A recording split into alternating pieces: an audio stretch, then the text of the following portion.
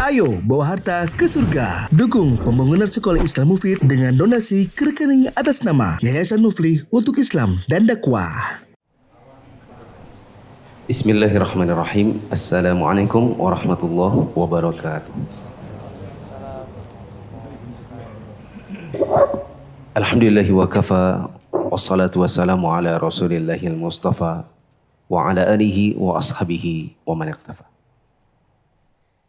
Hadirin dan hadirat yang dirahmati Allah, pada kesempatan subuh hari ini kita lanjutkan kembali pembahasan Rasyul Barat, Syarah Al-Adab Al-Mufrad. Sekarang bab 42, babun man ala thalatha akhawatin. Bab ke-42, orang yang menafkahi 3 saudari perempuan. Kata penulis, haddatsana Abdul Aziz ibn Abdullah qal haddatsani Abdul Aziz ibn Muhammad an Suhail ibn Abi Salih an Sa'id ibn Abdurrahman ibn Mukmil an Ayyub ibn Bashir al-Muawi atau al-Ma'awi an Abi Sa'id al-Khudri anna Rasulullah sallallahu alaihi wasallam qala. Hadis yang ke-79, Abdul Aziz bin Abdullah mengabarkan kepada kami, ia berkata, Abdul Aziz bin Muhammad mengabarkan kepadaku dari Suhail bin Abi Salih, dari Sa'id bin Abdurrahman bin Mukmil, dari Ayyub bin Bashir al-Muawi, dari Abu Sa'id al-Khudri, bahwa Rasul sallallahu alaihi wasallam bersabda. Kata beliau, la yakunu li ahadin thalathu banatin aw thalathu akhawatin fayuhsinu ilaihinna illa dakhala al-jannata. Tidaklah seseorang memiliki 3 anak perempuan atau 3 orang saudari perempuan, lalu ia memperlakukan mereka dengan baik, melainkan niscaya ia masuk surga. Nah, penjelasan kata, fayuhsinu ilaihin,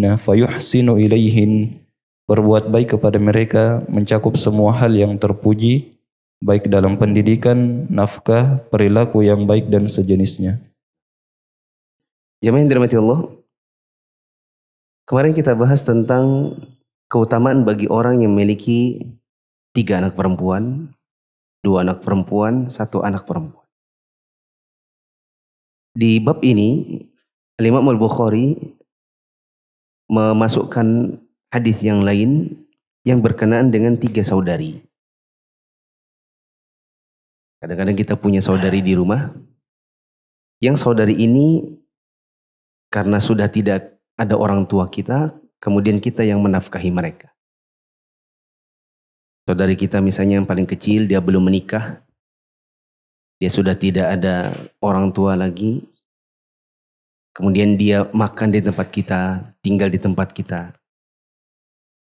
Atau juga ketika dia sekolah, sekolahnya kita yang bayar. Maka di sini ada keutamaan yang semoga dengan membacanya sebagian orang bisa lebih memperhatikan saudarinya dan lebih ikhlas dalam menafkahi mereka. Karena ini kadang-kadang kalau kita menafkahi saudari, timbul cemburu pada sebagian istri. Betul ya? Saya dengar rumah tangga sebagian ikhwah, dia bilang ada yang kadang sulit bagi saya untuk memberikan lebih buat saudari saya. Seperti untuk memberikan dia bantuan pangan, apalagi sampai memberangkatkan umroh. Rasa beratnya adalah pada istri. Karena istri suka bertanya, suka mengaudit. Ya, berapa biayanya? Kenapa dia yang diberangkatkan? Kapan saudariku juga? Kapan anuku? Kapan itu si iniku? Beratnya karena istri juga merasa punya hak untuk mengatur keuangan suami, meskipun dia sudah ditunaikan nafkah untuk diri si istri. Nah, jemaah yang dirahmati Allah, kalau kita punya saudari perempuan, maka kata Nabi SAW, tidaklah seseorang punya 3 anak perempuan atau 3 saudari perempuan. lalu dia perlakukan dengan baik. Tadi diberikan di penjelasan kata berlaku baik itu adalah mencakup segala hal yang terpuji. Seperti mendidik, atau kalau kita tidak bisa mendidik, kita berikan pendidikan. Tadi saya contohkan misalnya adiknya disekolahkan. Kakaknya sudah kerja, adiknya masih sekolah, maka kakaknya membayar SPP-nya. Begitu juga memberi nafkah untuk saudari-saudarinya. Ya, perlu dicatat, meskipun saudarinya sudah nikah. Kebaikan ini meskipun saudari kita sudah nikah. Sedangkan yang saya sebutkan orang tua kita sudah wafat itu hanya contoh saja. Tidak bermakna kalau sudah ada suaminya terus kita bilang, biar aja suaminya. Itu kan tanggung jawab suaminya. Betul, itu tanggung jawab suaminya dalam segala kehidupannya sekarang. Tapi kita berbuat baik pada mereka, kita tetap ada ganjarannya. Ya. Misalnya kita udah umrah berulang kali. Suaminya, adik kita belum bisa memberangkatkan adik kita. Ya. Kita jangan bilang, biar aja nanti. Biar aja suaminya. Kalau perlu kita, kalau memang kita sudah sering. Di hari lebaran nanti misalnya. Suaminya, adik kita tidak mampu belikan baju-baju baru. Mungkin belinya di thrift store. Ya, meskipun bajunya bagus-bagus, ya tapi tidak terbilang baru. Adik kita pengen juga, punyalah anaknya gamis-gamis baru. Apalagi di thrift store banyaknya baju-baju keren, baju-baju kece. Adapun untuk baju sholat tidak ketemu. Kita jangan bilang, biar aja suaminya. Tidak mampu suaminya, siapa suruh. Kalau kita mampu, kita tawarkan. Ya. Selama tidak sampai menjatuhkan harga diri suaminya. Ya. Kadang-kadang juga orang berbuat baik, tapi di belakangnya ada meninggalkan rasa sakit. Misalnya dia bilang, sini aku aja belikan. Suamimu itu memang kere. Ya. Ini juga meninggalkan luka nantinya. Kemudian juga dikatakan di sini segala bentuk perilaku yang baik. Bila kita lakukan itu kepada anak-anak perempuan atau saudari-saudari perempuan, maka Nabi SAW mengatakan dia pasti masuk surga. Dengan syarat ikhlas. Dengan syarat apa? Ikhlas karena Allah. Karena ada juga orang mungkin di depan mengaku atau merasa dia ikhlas, tapi di belakang dia suka menceritakan. Ini perilaku lagi yang kurang baik pada sebagian saudara. Bila kumpul keluarga, ya, karena mungkin minim ilmu dan minim cerita, yang diceritakan adalah perilaku baiknya dia kepada saudari-saudarinya. Dia ngomong kepada sepupu-sepupu, kepada paman tante, loh si anu itu sekarang saya yang biayai. Ya, soalnya kan saya begini. Memang harus ya kita itu begini. Tapi diceritakan kemana-mana dan itu membuat menjadi perasaan tidak enak bagi yang menerima. Ya. Kandungan hadis. Kandungan hadis 1. Kabar gembira berupa surga bagi orang-orang yang mengasuh dan memperhatikan anak perempuan atau saudari perempuannya dengan sebaik-baiknya. Kandungan hadis yang pertama, ada kabar gembira berupa surga bagi orang-orang yang mau mengasuh dan memperhatikan anak-anak perempuan atau saudari-saudari perempuannya dengan baik. Boleh catat di dekat nomor 1. Contohnya pengalaman sahabat Jabir bin Abdullah. Contohnya pengalaman sahabat siapa tadi? Jabir bin Abdullah. Jabir bin Abdullah itu sampai rela nikahinya janda demi saudari-saudarinya. Padahal kalau mau ditanya, laki-laki bujang muda biasanya maunya umumnya sama perawan. Jarang ada yang mau sama janda. Nabi SAW pernah tanya kepada Jabir, katanya kamu sudah nikah? Sudah ya Rasulullah. Sama siapa?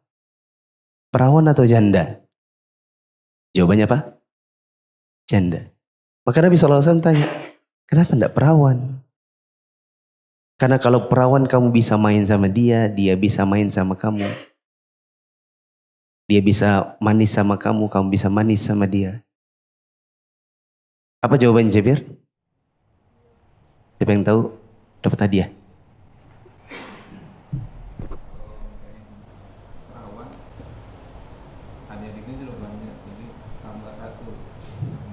Hasan. Nanti vouchernya minta ya. Masalahnya Jabir ini ditinggal orang tuanya wafat dalam kondisi adik-adik perempuannya banyak. Dia bilang kalau saya nikah sama perawan, sudah saya banyak adik, tambah satu perawan lagi yang harus diurusi. Jadi saya nikah sama janda karena biasanya janda itu lebih mudah untuk membantu. Jadi saya tawarkan kepada si janda, ini saya punya adik-adik. Nikah sama saya, kita ngurusin adik-adik kecil. Jandanya mau. Ini pengorbanannya Jabir nikah dengan janda demi mengurusi adik-adik. Tambahkan, kisah Nabi SAW bertemu dengan saudari susu. Yang tahu nama saudari susunya Nabi dapat hadiah. Namanya Syaima. Syaima. Dalam suatu, saya tidak teringat pasti apakah itu peperangan atau pengepungan. Intinya sampailah Nabi dan sebagian sahabat pada satu tempat yang di situ ada orang-orang yang ditawan. Di antara tawanan itu ada seorang perempuan tua. Ini kalau ibu-ibu ikut kajian lansia, dapatnya di buku para sahabiyat. Ya. Di antara perempuan tua itu ternyata adalah Syaima. Ini saudari sepersusuannya Nabi. Ya, Syaima itu bilang, ya Rasulullah, engkau kenal saya. Saya adalah saudari sepersusuanmu. Nabi tanya, apa buktinya? Ada yang tahu apa buktinya? Ya. Apa buktinya kata Nabi? Dia bilang, di punggungku ini masih ada bekas gigitanmu. Kamu gigit saya dulu waktu kecil. Ya. Nabi gigit si Syaima ini di bagian punggung. Nabi SAW kemudian tersadar. Lalu beliau menawarkan, gimana Syaima? Kalau engkau mau ikut saya, maka engkau akan dimuliakan. Kalau engkau mau, saya berikan kamu barang-barang atau kuberikan kamu harta untuk mencukupi kebutuhanmu, lalu kamu pulang. Ternyata Syaima ini lebih milih pulang dengan dikasih nafkah dari Nabi SAW. Kalau kita ditawarin gitu sama Nabi, tentu pilih ikut. Tapi mungkin ketika itu Syaima sudah tua. Dan sebagaimana orang tua kita, saya ketemu banyak ikhwan, dia bilang bapaknya, ibunya dibawa ke Balikpapan, seenak-enaknya hidup di Balikpapan, tetap aja pengen pulang ke kampung. Karena di kampung ada teman, kalau di kampung ada kehidupan yang memang sudah lama, apalagi merasa, tidak lama juga mati. Kandungan hadis yang kedua. Kandungan hadis yang kedua, keutamaan berbuat baik kepada anak-anak perempuan, memberi mereka nafkah, bersabar atas mereka dan semua hal yang berkaitan dengan mereka. Kandungan hadis yang kedua, ada keutamaan bagi orang-orang yang berbuat baik pada anak perempuan. Dan ini sudah lewat kemarin. Bukan hanya berbuat baik, tapi juga berusaha untuk bersabar untuk mendidik mereka. Kemarin kita bahas bahwa pendidikan kepada anak perempuan, begitu juga saudari perempuan, terutama yang masih kecil-kecil, ini butuh kesabaran. Ya. Kadang mereka melakukan hal-hal yang mungkin di hati kita tidak berkenan. Ya, wallahu a'lam. Bab 43, babun fadlu man ala ibnatahu al-mardudata. Al-mardudata. Bab yang ke-43, Keutamaan orang yang menanggung anak perempuannya yang dikembalikan. Bab ini berisi tentang keutamaan orang yang menanggung anak perempuannya yang dikembalikan. Apa maksudnya anak perempuan dikembalikan? Boleh dicatat dekat situ. Yaitu yang dicerai suaminya atau ditinggal wafat suaminya. Meskipun hadis ini dhaif, tetapi maknanya benar. Sanadnya dhaif, maknanya benar. Ada keutamaan bagi orang yang dia punya anak perempuan lalu anak perempuannya dikembalikan. Entah dikembalikan oleh keluarganya si laki-laki karena sudah ditalak, atau dikembalikan karena kematian si suami. Dan kita bisa bayangkan kalau kita punya anak perempuan, kita nikahkan dia dengan orang lain dengan harapan dia bahagia. Ya, saya pernah lihat ada satu berita, mau nangis juga lihatnya. Ya, ayahnya datang untuk jemput si putri dalam kondisi pipinya, matanya itu sudah gak berbentuk. Orang tuanya peluk anak perempuannya karena di KDRT oleh suaminya. Kita rasakan bagaimana kalau seandainya ada orang tua punya anak perempuan diharapkan kebahagiaan dengan dinikahkan, yang terjadi malah misalnya diceraikan. Boleh dicatat dekat situ. Nabi punya anak 3 orang perempuan yang sudah nikah. Ketika Nabi jadi Nabi, 3 anak perempuan Nabi sudah nikah. Nabi anaknya berapa? 6 plus 1. Ya, 6 dari Khadijah, 1 dari Maria al-Qibtiyah. Dari Khadijah 6. 2 laki-laki yaitu Al-Qasim dan Abdullah wafat di masa kecil. Tinggal 4 perempuan. Jadi kalau ada yang benci sama anak perempuan, kita bilang nabimu anaknya 4 perempuan. 3 cowok, yang 2 cowok udah wafat kecil-kecil. Dapat 1 lagi cowok Ibrahim, itu pun wafat kecil lagi. Jadi Nabi punya anak 4 perempuan. Yang paling kecil Fatimah belum nikah. Yang kakak-kakak sudah nikah semua. Zainab dinikahi oleh Abul As. Sedangkan Ruqayyah dan Ummu Kulthum dinikahi oleh anak-anaknya Abu Lahab. Ketika Nabi jadi Nabi, 3 anak perempuan ini sudah nikah. Dan untuk menghambat dakwahnya Nabi SAW, maka ada orang-orang menghasut bagusnya anak-anak perempuannya dijandakan aja. Karena kalau dijandakan nanti pasti Muhammad itu risau hatinya. Maka anak-anaknya Abu Lahab nurut. Sehingga Ruqayyah dan Ummu Kulthum dua-duanya kemudian dicerai dan dipulangkan ke Nabi. Ya, hati Nabi risau, kasihan sama anak-anaknya. Adapun Zainab, dia tidak dicerai oleh Abul As. Nah, kita lihat di sini Nabi SAW juga punya pengalaman, punya anak perempuan yang dicerai. Ini juga bisa menjadi pembesar buat hatinya orang tua yang qadarullah anaknya dicerai dan dipulangkan. Dan di sini ada keutamaan. Hadisnya dhaif, tapi maknanya benar. Apa bunyi hadisnya? Haddatsana Abdullah ibn Salih qala haddatsani Musa ibn Ulay an abihi anna an-nabiy sallallahu alaihi wasallam qala li Suraqah ibn Ju'shum.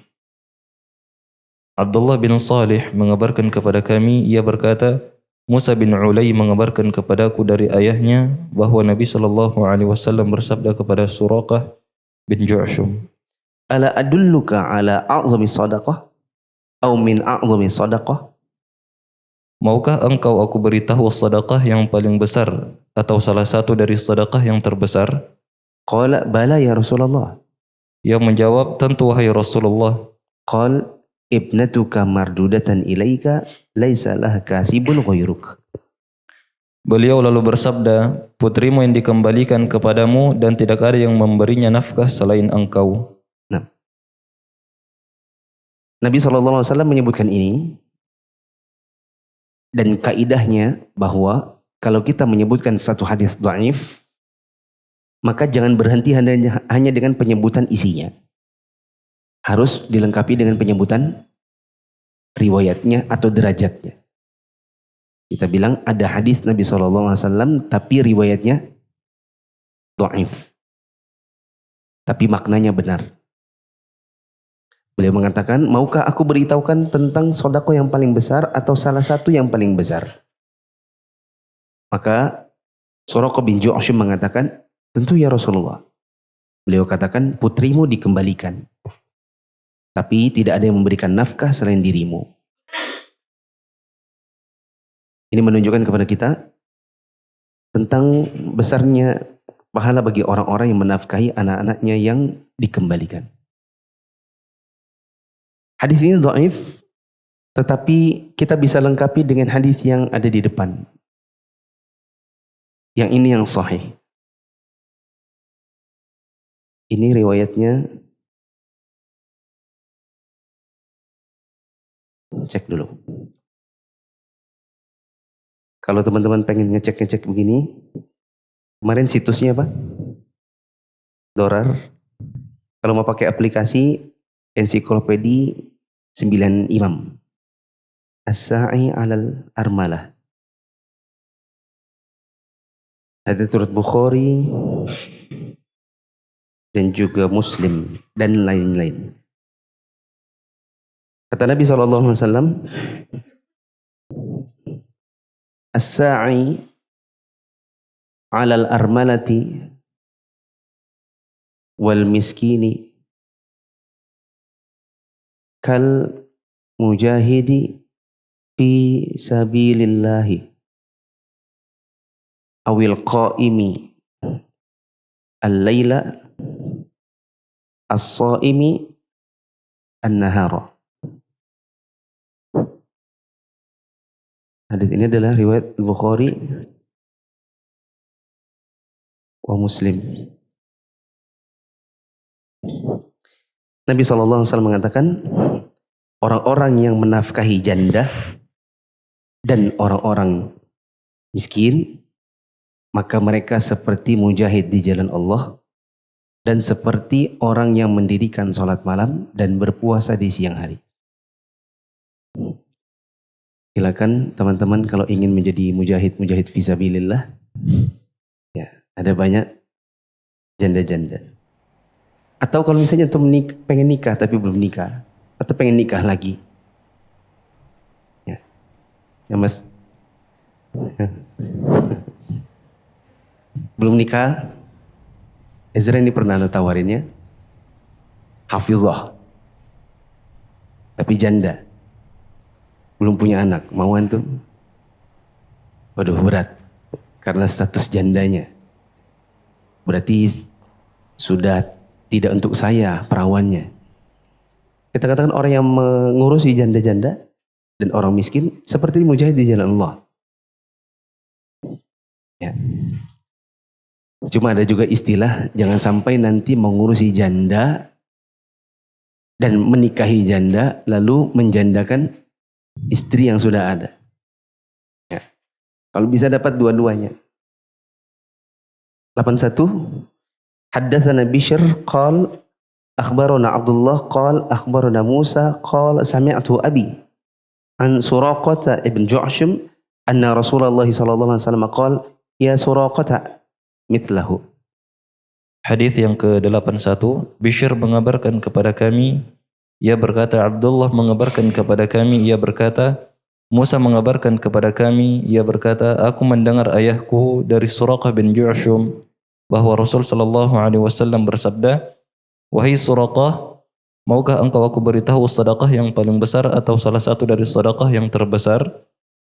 Dia menjawab, tentu ya Rasulullah. Maka beliau mengatakan, putrimu dikembalikan kepadamu, tidak ada yang memberi nafkah selain engkau. Maksudnya adalah engkau memberi nafkah anakmu. Penjelasan kata?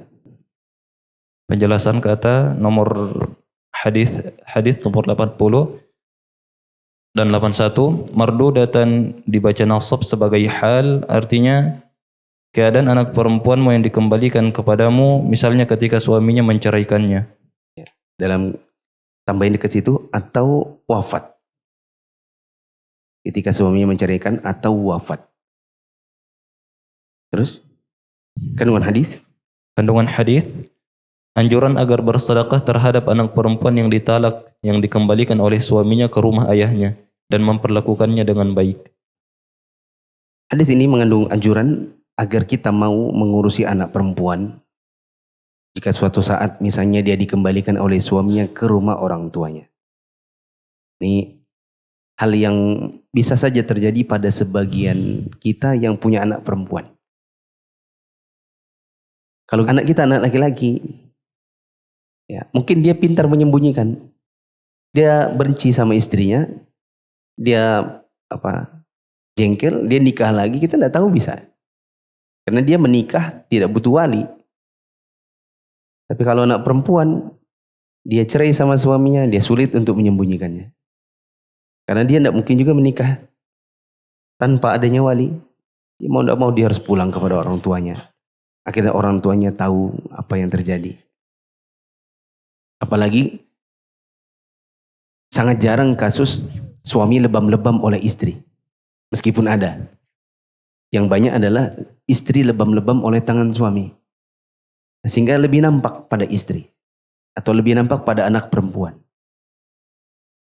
Maka nanti kalau bila itu terjadi, wal'iyadzubillah, ya, maka hendaklah kita berusaha ikhlas karena Allah untuk menafkahi anak-anak kita. Haddatsana Haywah ibn Shuraih qala haddatsana Baqiyah ibn Buhair an Khalid an al-Miqdam ibn Ma'di Karib annahu sami'a Rasulullah sallallahu alaihi wasallam yaqul. Hadis yang ke-82, Haywah bin Shuraih mengabarkan kepada kami, ia berkata, Baqiyah mengabarkan kepada kami dari Buhair, dari Khalid, dari Al-Miqdam bin Ma'di Karib, bahwa ia mendengar Rasul sallallahu alaihi wasallam bersabda, Ma at'amta nafsaka fahuwa laka sadaqah. Sesuatu yang engkau berikan kepada dirimu sendiri adalah sedekah bagimu. Wa ma at'amta waladaka fahuwa laka sadaqah. Apa yang engkau berikan kepada anakmu adalah sedekah bagimu. Wa ma at'amta zawjaka fahuwa laka sadaqah. Dan apa yang engkau berikan kepada istrimu adalah sedekah bagimu. Wa ma at'amta khadimaka fahuwa laka sadaqah. Serta apa yang engkau berikan kepada pelayanmu adalah sedekah bagimu. Ya. Nabi SAW mengatakan, Ma at'amta nafsaka fahuwa laka sadaqah. Sesuatu yang engkau berikan kepada dirimu itu sedekah buat dirimu sendiri. Jadi kalau kita biayai diri kita untuk sesuatu yang kita butuh, maka itu terhitung sedekah. Ada sebagian orang, jangankan untuk orang lain, untuk dirinya saja pelit. Ya. Dia punya kebutuhan dan dia tahu itu. Tapi karena dia timbang-timbang, ini kalau aku beli nanti kurang duitku. Padahal dia sangat butuh. Lalu dia mengharapkan nanti saja tunggu orang kasih. Maka ini pertama pelit buat dirinya, yang kedua dia kehilangan pahala sedekah buat dirinya. Afwan, misalnya contoh orang punya HP sudah pecah-pecah. Sudah glitching. Sudah susah untuk dia untuk dia lihat itu. Dia cari tombolnya aja dia sudah lari gitu. Dipertahankan betul. Ya, dia bukan tidak punya duit. Ini ada duit. Tapi dia mungkin kadang kalau dekat temannya dia lihat. Supaya nanti temannya kasihan. Kenapa sih kamu kasihan betul? HP ku ini mahal sih. Padahal maksudnya supaya dapat gratis. Ya. Kalau mau makan sama teman, nunggu teman bayar. Ya. Kalaupun dia harus bayar, dia tahu untuk bayar, dia yang paling murah. Mas, tempe penyet. Tapi tempenya setengah aja, enggak usah banyak-banyak. Yang lain enggak usah. Pokoknya nasi, sambal, sayur sama tempe setengah. Bukan dia enggak punya duit untuk beli ayam, tahu, ikan gitu. Tapi saking pelitnya pada diri sendiri, dia lebih pilih untuk mendingan tidak beli macam-macam gitu. Tapi ini berbeda ya kalau memang orangnya tidak mampu. Atau berbeda dengan orang yang memang dia punya pertimbangan tertentu. Saya dulu waktu kuliah, tidak setiap hari makan pecel ayam gitu. Ada kalanya pecel ayam, pecel telur, pecel tempe. Tapi tidak bisa gabung.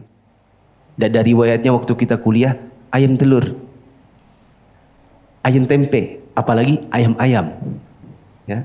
Tidak ada riwayatnya kecuali bapaknya teman kos datang baru dia yang bilang makan apa, baru bilang ayam-ayam. Ya. Pecel ayam-ayam. Zaman saya masih, kita belum ngaji ya. Saya perayaan ulang tahun ceritanya. Belum ngaji ya, belum ngaji. Usia 19 waktu itu. Datang bapak mama ke Jogja, diundang 40 tuan. Ada di Jogja itu namanya pecel Maharani. Teman-teman kos itu betul-betul memanfaatkan. Yang lain, pecel apa? Ayam-ayam telur. Wih, boros. Kapan lagi katanya? Aku ayam-ayam. Ayam-ayam 3. Ya. Tapi alhamdulillah waktu itu hanya habis 200.000. Ya. Hanya 200.000 40 orang. Kok jadi ke situ sih? Apa tadi? Oh, kecuali memang waktu kita kuliah kita ada pertimbangan. Misalnya yang kuliah itu 3 orang. Bapak kita misalnya PNS, bukan pembesar, golongannya masih 3B, apalagi 2B misalnya. Anaknya 3 kuliah, 1 Jogja, 1 Jakarta, 1 Bandung, atau 3-3-nya Jogja. Semuanya nggak ada yang beasiswa. Jadi dengan hidup prihatin kata mamanya, nak tolong ya kalau makan pecel, nggak usah yang dicampur-campur ya. Telur-telur aja, tempe-tempe aja. Bolehlah sesekali ayam. Untuk perhatian dan keprihatinan kepada orang tua dia lakukan itu. Ini bukan pelit namanya. Ini hidup prihatin, nggak apa-apa. Tapi orang punya kemampuan, terus dia pelit, itu banyak juga kita dapati. Ya, padahal itu sedekah buat dirinya. Kata Nabi SAW, apa yang kamu berikan untuk anakmu itu sedekah. Tapi tadi di babnya tertulis anak perempuan. Di sini mana anak perempuan? Yang ada di sini waladaka, anak laki-laki. Maka ini ada penjelasan hadis. Di bawahnya tertulis waladuka atau waladaka. Itu artinya anak laki-laki. Tapi kita tahu dalam bahasa Arab kalau disebutkan anak laki-laki atau walad, disebutkan secara mutlak seperti itu, kadang-kadang dia mencakup anak perempuan di dalamnya. Ya. Seperti Nabi SAW mengatakan muru auladakum. Nabi tidak perlu mengatakan muru auladakum wa banatakum. Nabi tidak perlu bilang anak laki-laki, anak perempuan. Ketika Nabi bilang perintahkan auladakum, aulad itu biasanya padahal itu jamak laki-laki, masuk di dalamnya siapa? Anak perempuan.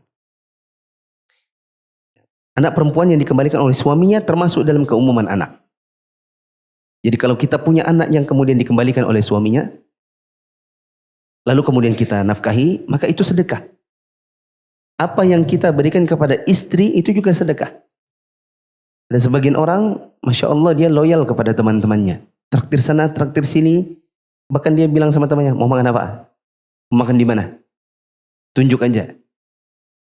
Ya. Ketika sampai di tempat makan, nggak usah lihat menunya. Nggak usah lihat menunya. Apa? Nggak usah lihat harganya. Tunjuk aja, nggak usah lihat harganya. Tapi ketika istrinya, bang, ayo kita jalan. Mikir dia, anu aja ya. Ke itu aja ya, pecel-pecel murah aja ya. Bisakah kita sekali yang agak yang gini-gini? Aduh, tidak ada uang, tidak ada uang. Kalau buat istri tidak ada uang. Nah, ini karena pelit sama istrinya. Apalagi dia sudah berpikir, nanti kalau aku mati, kamu nikah sama orang lain, habis. Aku yang setengah mati cari uang, orang lain yang aku yang setengah mati cari uang, kamu yang nikmati sama suami barumu. Nggak usah kasih. Padahal dia kalau mati, ujung-ujungnya tetap saja dibagi buat istrinya. Ya. Jadi kadung sekalian, nafkahi apa istrinya yang istrinya butuhkan sesuai dengan nafkahnya. Kalau takut, habiskan segera sebelum mati. Kalau takut, habiskan buat apa? Habiskan pertama buat haji, habiskan buat umroh, habiskan buat bangun masjid. Nah, tenang antum, istri antum wafat, istri antum nikah lagi, suami barunya yang nafkahi. Yang terakhir Nabi SAW bilang, apa yang kamu berikan untuk pelayanmu, pembantumu, atau ART-mu di rumah, itu juga sedekah bagimu. Hendaknya kita kalau punya makanan di rumah, jangan sampai ART itu cuma dapat cucian piringnya. Sama cuma dapat basi-basinya. Mungkin kadang dia sudah lihat, pengennya makan ini terang bulan ini. Tapi aku nih jujur, tidak bisa makan tanpa izin. Masalahnya, bos di rumah tidak pernah bilang, makan. Tidak pernah juga, bungkus bawa pulang. Ya, tidak pernah ditawarkan. Nanti sampai seminggu basi baru aku disuruh buang. Pengennya seandainya kemarin aku disuruh bawa pulang, temakan itu. Masalahnya itu nunggu-nunggu kan, dia ditawarkan, tidak disuruh bungkus. Ya. Padahal kalau kita kasih ke ART kita di rumah, maka itu sedekah. Terhitung sedekah di sisi Allah. Kandungan hadis? Baik, kandungan hadis 1. Seseorang mendapat pahala atas nafkah wajib yang ia berikan, seperti pahala sedekah karena ia meniatkan itu untuk mendekatkan diri kepada Allah Azza wa Jalla dan melaksanakan perintahnya. Ya. Setiap apa yang kita keluarkan untuk diri kita, anak kita, istri kita, pembantu kita, itu akan mendapatkan pahala sebagaimana seorang bersedekah. Asalkan diniatkan untuk Allah Ta'ala. Diniatkan dalam rangka melaksanakan perintah Allah Subhanahu wa Ta'ala. Kedua, seseorang wajib memberikan nafkah kepada istri, anak, budak, dan semua orang yang wajib ia nafkahi. Ya. Mana yang kita wajib nafkahi, wajib kita nafkahi. Dan tidak boleh bagi kita untuk melalaikannya. Seperti istri, anak, orang tua yang sudah sepuh, yang tidak punya pendapatan, dan seterusnya. Mungkin ini saja. Ada yang bertanya? Tidak ada ya? Subhanakallahumma wa bihamdika asyhadu an la ilaha illa anta astaghfiruka wa atubu ilaik. Assalamualaikum warahmatullahi wabarakatuh. Waalaikumsalam warahmatullahi wabarakatuh.